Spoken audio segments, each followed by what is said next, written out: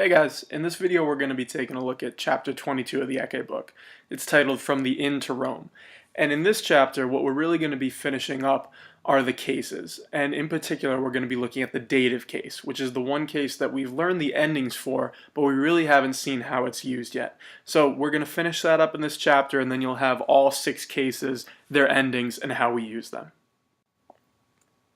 As always, let's take a look at the derivatives before we do anything else. The first word we want to look at is auxilio, which we learned auxilia means help.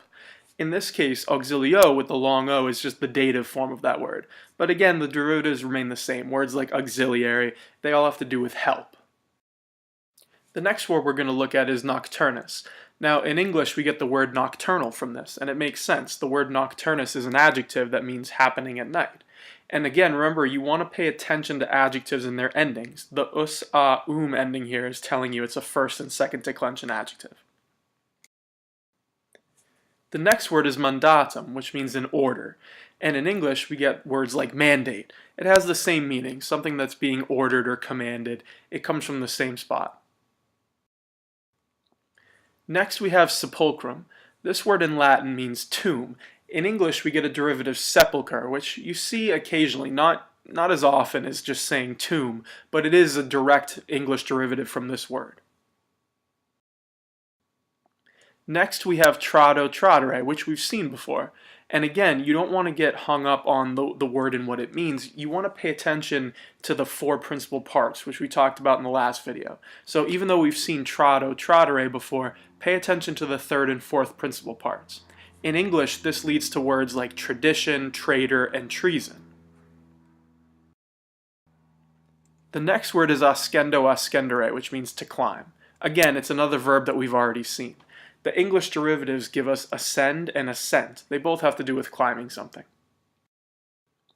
Next, we have sto stare, which means to stand. And again, just like the 2 before, this is a verb that we've already seen, but now you're getting all 4 principal parts. In English, we get a bunch of derivatives from this words. Words like stable, state, statue, stature, they all have to do with standing in one way or another, and they all come from this root of sto stare. Next, we have cado cadere, which means to fall.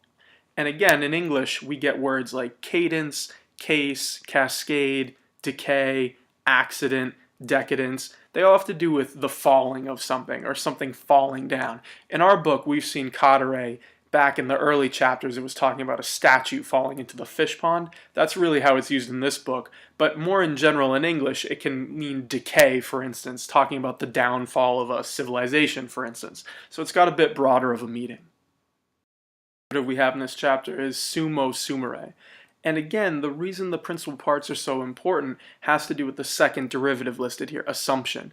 Take a look at the spelling and you'll see that without knowing that 3rd principal part, you wouldn't necessarily guess that there's a P coming after the M. So again, pay attention to the principal parts. But this word gives us the word assume also in English. They're both derivatives right from this verb. This brings us to the grammar for this chapter. And again, we're going to be talking about the dative case. This is something we've already covered in terms of endings, but we really haven't explored how you use the dative case. So that's really what we're after in this chapter. So just a quick recap. You want to remember that we've said before that the main use of the accusative case is as the direct object of a transitive verb. So for instance, in this sentence, we have Marcus Corneliam videt, which means Marcus sees Cornelia. In order to figure out where the direct object is in this sentence, we would ask the questions who or what. And the answer to that question will give us the direct object.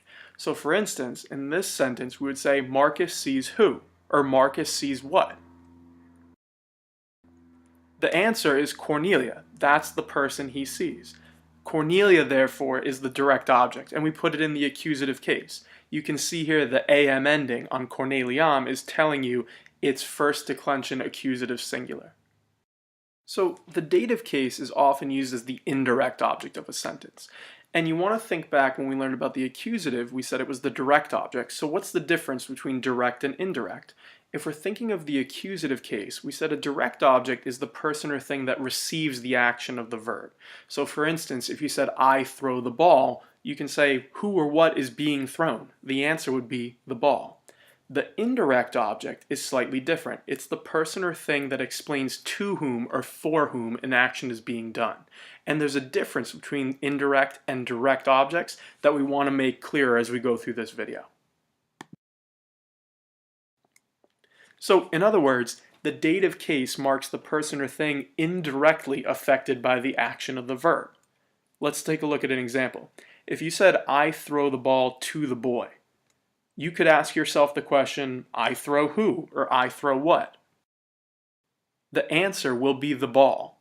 That's your direct object. We've been looking at this for the past 20 chapters involving accusative direct objects. This is pretty straightforward. If you ask yourself the question, to whom, so in other words, I throw the ball to whom, it's a different question and it's going to have a different answer. In this case, the answer is to the boy. That's telling your audience who you threw the ball to. This is what we call the indirect object, and it's going to be in the dative case in Latin. If you want to see how this is spelled, it would be pilam puero iacchio.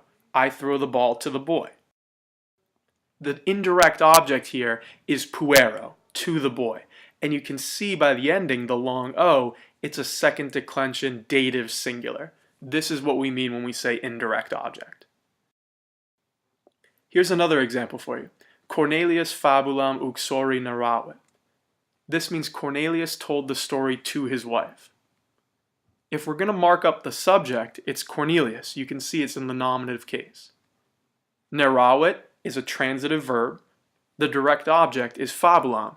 In other words, you're saying Cornelius told who, or Cornelius told what. The answer is the story. This is the accusative direct object. The next question, though, is to whom or for whom did Cornelius tell the story? The answer is uxori, to his wife. That's the indirect object. And you can see by the way it's spelled with that long I, it's in the dative case. So again, the direct object answers the question who or what. The indirect object answers the question to whom or for whom. Whenever the dative case is being used as an indirect object, it's often going to be accompanying certain verbs. These verbs are usually verbs of giving, showing, and telling. So if you can remember giving, showing, telling, and there's some examples here in this slide, that will help you see or predict when you might see the dative case. When it comes to translation, most often we use the English words to and for to translate the dative. So for instance, if you say, I throw the ball, you might say to the boy, puero. Or I throw the ball to the girl, puellai. Both of these are dative and we translate it to. Another example would be I prepared dinner. If you say I prepared dinner for you, vobis, that's going to be dative case. Or I prepared dinner for the master, domino. Again, dative case. Another common use of the dative is to use it with intransitive verbs, meaning verbs that don't have a direct object. So for instance, if you had Aulus Septimo clamavit, you're saying Aulus shouted to Septimus. Again, the Septimo is in the dative case and we translate it to. There's another special use of the dative that's a little more complicated. It just takes a little bit of getting used to. It's with the verb appropinquare, which means to approach. We've seen before that verbs such as appropinquare can use the preposition ad with an accusative noun. So remember, ad means toward, and we learned that that is going to take an accusative. So for instance, if you had this sentence right here, you can see the verb is appropinquabant, and you're saying soon they were coming to the inn. Ad kauponam literally means to or toward the inn, which makes sense. Often though, appropinquare will use a dative noun instead of the prepositional phrase. So for instance, in the sentence below, the verb is appropinquare, its form is appropinquabant, they were approaching. The noun that it's going with is urbi, which we can see is clearly dative. So you're saying they were now approaching the city. If you wanted to use to or for the dative case, which we usually do, you're really saying they were now approaching to the city. When you see the verb appropinquare, though, it's often going to have that dative instead of a prepositional phrase. So when you're trying to translate English to Latin, you don't want to say jam ad urbem appropinquabant. You want to say jam urbi appropinquabant. So you would use the dative to really get that meaning. It's a special case that we see the dative used with, and we're going to come back to this in later chapters. There's a few more verbs that will use the dative like this. But for now, whenever you see appropinquare in any of its forms, you want to assume that there's going to be a dative going with it. Finally, we've already seen that the dative case is used with the impersonal verb phrases, such as necesse est. And we've also seen it used with the impersonal verb licet. And if you remember from the past video, we said that these are called impersonal because we supply the subject it for both of them. In both cases, infinitives are used as the subject of the sentence. And we talked about this in that section when we were looking at the infinitive and all of its uses. So for instance, if we look at this sentence, cur mihi quoque necesse est ad urbem redire, what you're saying is, why is it necessary for me to return to the city? So we have necesse est, our impersonal verb phrase, and we have the infinitive, redire. But take a look at the noun mihi here. Mihi is clearly in the dative case, and it means for me. It's going with necesse est, which makes sense. You're saying, why is it necessary for me to return? This is one of the uses that we see the dative for a lot of times. The same goes with licet. So here we have licet ne nobis inquit Marcus, hic cenare. Marcus is asking, is it permitted for us to dine here? Again, we have the verb licet, which means it is permitted, the impersonal verb, and we have a dative going with it, nobis, for us. And again, pay attention to how we translate the dative with for here. So Marcus is saying, is it permitted for us to dine here? It's just another use of the dative. Here are a few more examples. So here, if we have patrus pecuniam pueris dat, you're saying the uncle gives money to the boys. The word uncle is clearly the subject. Pecuniam is the accusative direct object. That makes dat, the main verb, a transitive verb. You're saying the uncle gives money. Now you want to ask yourself, to whom does he give money? The answer is the indirect object, pueris, and with that long is, it has the dative ending. So again, you're saying the uncle gives money to the boys. Here's another sentence. You have omnia patri meo semper dico.